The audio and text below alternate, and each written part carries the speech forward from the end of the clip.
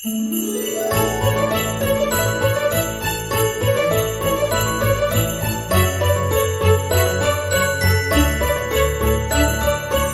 welcome to A Very Explosion About Christmas, our podcast dedicated to the merriest of holidays, the festive season with films about Santa, snow, or being left home alone.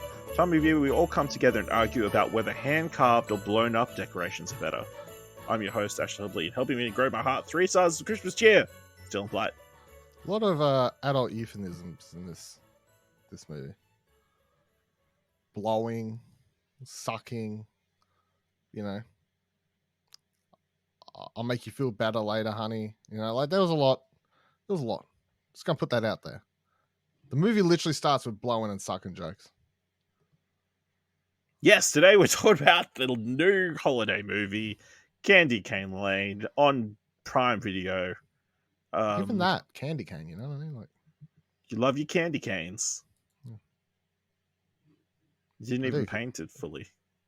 I love it. I do. I shout out to my fellow lactose intolerant friends out there, because candy canes, and you know, people hang these little chocolates on their trees every year. These all fancy fuck off chocolates. They cost $5 each, and they're shaped like Santa Claus and whatever. No, useless to me. Candy cane. I've never had a $5 Santa. What goes on your Christmas tree? Baubles. You don't put chocolates or candy cane? No. What? Why would you put it on the tree? Why would you put food and then on the eat tree? It later. No, you're just having a bowl to the side like a normal person. No, you hang them on the tree. That's the way they come with the string and shit. Did you ever wonder? No, I've never seen. The fuck? No, it seems pointless. Anyway, today we're talking about Candy Cane Lane, so please be aware we'll be fairly discussing anything and everything about plot themes in any of the movie. So if you haven't watched it, come back later. With that said, let's jump into a discussion of Candy Cane Lane. It's magic! It's beginning to look a lot like Christmas! High stakes as neighbors compete for best decorated house on the block. I think this is the house to beat! Wow. What's your Christmas wish? I just want to win this thing. I'll take it. Signature, please. Ignore all the fine print. It's like you're signing your life away. Merry Christmas. Yeah, Merry Christmas. Oh, it will be. Rise and shine, naughty boy! What the hell is all of this? Something's happening. Good morning, sir. Are you real? We all were, until we fell into that elf sick trap. You made your wish. You're in it now. I didn't sign on for this. You literally signed on for this. You gotta read the fine print, man. The terms of service are brutal. Directed by Reginald Hudlin, written by Kelly Younger, starring Eddie Murphy, Tracee Ellis Ross, Robin Thede, Nick Offerman, Chris Redd, and Jillian Bell. A local neighbourhood hosts an annual contest over who has the best decorated home for Christmas. Desperate to win, Chris Carver makes a deal with a charismatic stranger, Pepper, for the use of magic to make his home the most festive. He soon learns that Pepper is an evil elf who has made similar deals in the past, with her victims being transformed into plastic dolls. Chris must rally his family to stop Pepper from unleashing misery upon his friends and neighbours and break the deal before he loses everything. Dylan, is Candy Cane Lane a Christmas movie present, stocking stuffer, or lump of coal? I'm going to go stocking stuffer. I'm on the same page. Yeah. So I like this new system because if we was doing this last year, I would have had to put this into a coal section. Which would have been naughty. Yeah, but it would have been a naughty film, but I don't feel like it's and I think it is a naughty film with all these innuendo. Well, yeah, that's the thing. So yeah.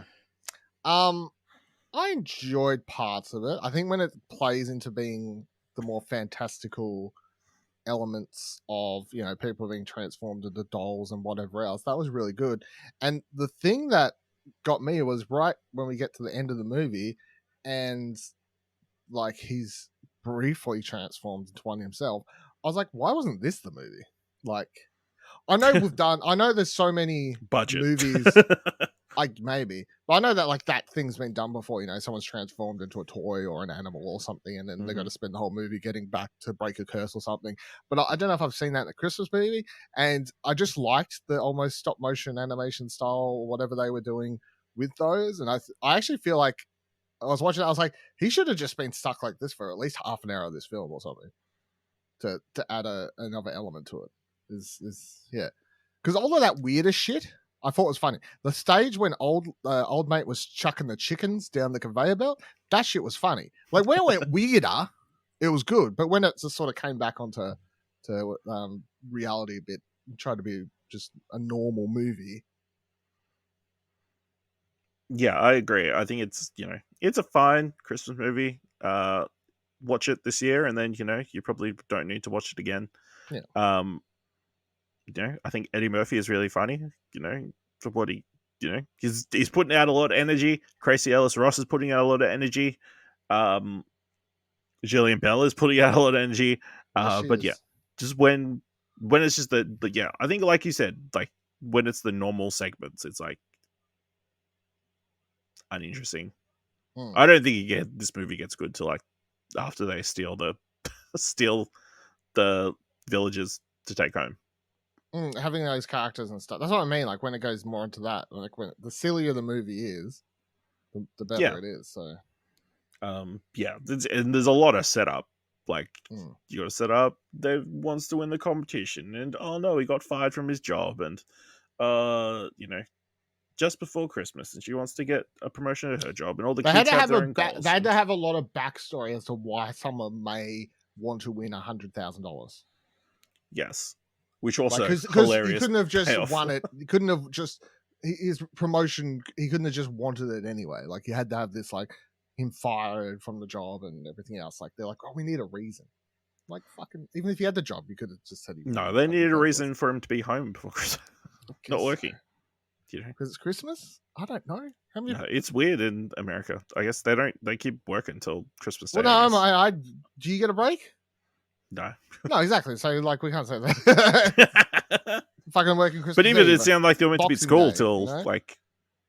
Yeah. There was a school track meet like the day before Christmas. Really? Yeah. Or that's true, the day before the day before Christmas. Yeah, that's true. I guess. Yeah. But yeah, I mean, there are some cool visual stuffs. Obviously, the big. Hold on, I just remember before I forget. They saying UFC the entire movie. I'm going, man. They really want this girl to get into Ultimate Fighting Championship. That is crazy. And then yeah, I'm hearing UFC the entire movie. UFC, and stuff. I'm like, this is crazy. Like, I don't know how the track part runs into it, but like, they really want her to be like Ultimate Fighter. And it wasn't right until the part where that dude like pulls down his jumper and it shows the other logo. I was like, oh, USC.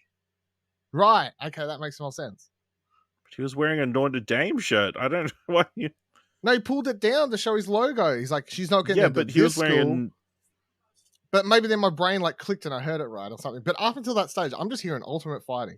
And I'm like, wow, this is such a weird subplot for this movie to have about getting into UFC. Jesus Christ. I don't even know where to go from there. I'm just gonna say that was like one of the biggest parts of this movie for me was spending literally half the movie thinking this girl's training to be in the UFC, and honestly, I'm sitting there watching it going, like, I know she's a teenager and all, but she doesn't look like she's really like. Nothing about this seems like she wants to be a fighter. But Eddie Murphy met his wife in the UFC, apparently. Apparently, yeah. So I was like, maybe they were. This is a weird backstory, but you know what? Whatever. Like... But yeah, I mean, there's a lot of interesting visuals. Like, obviously, you've got the massive 12 Days of Christmas tree, I guess. That looks really cool. I mean, I think the visual of him peeling it out of a can was really cool. And then even the Kris Kringle's store, I think. Did you ever watch that movie? Did you ever watch that movie? Fuck, it had yeah, you know that one. It was Danny. I think it was Danny DeVito and twins. No, and Matthew Broderick. I think it's like a Christmas one. Mouse where Hunt. they're like trying to beat each other with Christmas lights. The entire movie. You never seen that? I think it's called Deck the Halls. I think that's what it's called. Could be. Yeah, off the top of my head, but like that, it's a similar sort of thing. I thought that's the direction this movie was going to go at first because that movie is literally just two neighbors like across the road from each other trying to like outdo each other, they like end up stealing each other's power and shit like that. Because they introduced Old Maid at the start, I was like, oh, here we go. Old Ken Similar. Marino. Yeah, I'm like, I've seen this shit before. He's in every fucking movie, I swear. But no, they didn't go that direction. But shout out to that movie, I guess. No. Yeah. But, again, solid setup. Them just randomly, this one street decides to have $100,000 prize. Yeah, they got a whole like TV station, TV crew watching. It's like, okay, this is very random. But whatever. But yeah, once the shenanigans start happening, it gets fun. I think the visual idea of them when they take the rings and then they just turn back into wooden ornaments is really cool. That's a cool visual. I mean, yeah. And then, I feel like all the kids' stories kind of conveniently came together. Is the two kids. He finally accepted him wanting to make music, and he gets a cool tuba moment, which I guess. I mean, I was with Eddie Murphy. I'm like, I've never heard someone go, "Fuck, I cannot wait." Like, that is a great bit. Here comes Timmy Tom, the tuba player. Like, woo, woo. Yeah, he's my favorite. And then the daughter gets an opportunity to go to another university because she's just running fast around the street. It's like, okay, that way, magic of Christmas. But yeah, I enjoyed all the. I wish there was a little bit more of the toys doing dumb stuff. Especially with the other stuff. I thought the carolers bit was very funny. Especially when Jillian or Pepper comes into the garage and she's trying to find them. So she starts singing, knowing the carolers can't resist. That's funny. Very funny. I don't know. Nick Offerman, right? Didn't know it was Nick Offerman until probably the last shot. Apparently, doing voiceover, he can attempt or do an okay British accent. The second he does live action, what? Yeah, like, where'd it go? Well, he probably got multiple takes. Because the whole thing, you couldn't really tell him. He's like doing this, cheerio, top dude of fucking I'm Nick Offerman. And then he comes out live action. He's like, I'm just going to go chop some wood because I'm Nick Offerman. I was like, where'd the accent go? That's what happens when you get a voice box back, The tone changes. That's great. Apparently, yeah. Yeah. Wow. Yeah. How we feel about Black Santa Claus?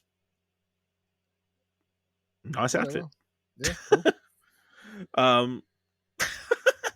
It's like, it's like, I think we've seen a lot of Black Santas in recent years, so I mean, it's not that big of a deal. But it was a cool little bit, and he's like, "Oh, I can't help you. You got a contract." Peppermint really got this deal down, real good. Yeah. I also enjoyed the random dude the announcer's nephew that they got to be the live cross person. He's a the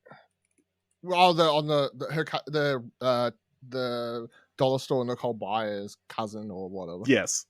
Yeah. That's exactly who I was describing her as. I'm gonna say it like it is I don't know who she is.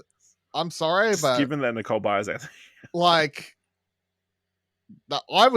I'm sitting there going, prosthetic or something. Like it doesn't look like her, but it sounds like her. Like it's got the mannerisms of Nicole Byers. Like it's talking same delivery of jokes as Nicole Byers. I don't think it's Nicole Byers. I don't know. I feel like maybe there's a lawsuit there or something.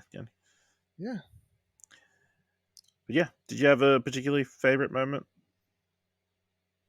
I don't know, just the interaction when he introduces the family to the toys. I thought was fun. Yeah. All of that.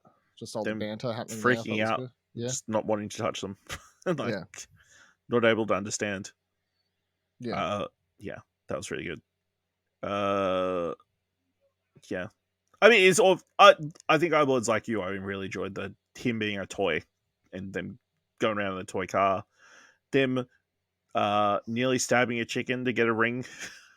How convenient they were able to just find all these rings, 40 rings at the end.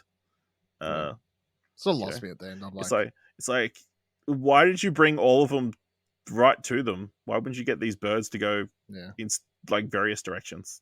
I would have just preferred less is more, because I just feel like the chickens in that warehouse scene, that was like a funny bit.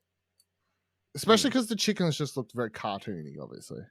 So again, playing more in that like unrealistic element of the movie. And then some of the other stuff, I feel like they just, you know, they were like, they're just birds now. And I'm like, but you had very stylized, Specific cartoony chickens. French hens, yeah. Yeah, but now we just got birds, you know. There's not like no character to them or anything. So I just found it's like two people were directing different scenes or something. It was odd. Yeah. Any other final thoughts? No, that's it. It's fine. It's a fine movie. There's enough Christmas movies out every year now. Yeah, but you know, good for Eddie Murphy. Good for Eddie Murphy getting a subpar average. It looked like he was having fun. Did you watch the bloopers? There's bloopers? There was bloopers, yes. Credits rolled up. Doing improv and stuff. Gone. Did you see what happened to Pepper at the end? No, what happened to Pepper at the end? She gets turned into a toy by Santa. Wow. Okay. Very big in my mind. I thought he was super gonna vindictive. forgive her. It's like, I'm gonna forgive you. Yeah. Nope, turning you into an ornament yourself. Haha. Okay. Yeah. And then if she's really good, she gets to clean the reindeer stables. Right. Okay. That's so they really like Santa don't take no shit. like kids, watch up to here, and then Santa's still a good guy. Santa Adults, shows his true colors after the credits. Yeah. Okay. Right. Yeah. All right. Let us know what you thought of Candy Cane Lane by going to explosion.com/Twitter or jump to Discord at explosion.com/Discord. If you want to help us out here at A Very Explosion About Christmas, leave us a review on Apple Podcasts or on Podchaser. Leave us 5 stars. Anywhere can leave 5 stars and just tell people about the show. And if you've enjoyed this episode, thought it was worth $1, head on to the Ko-fi page at explosion.com/support. Thank you very much for listening. Until next time, remember, no one's ever blew up on the trooper.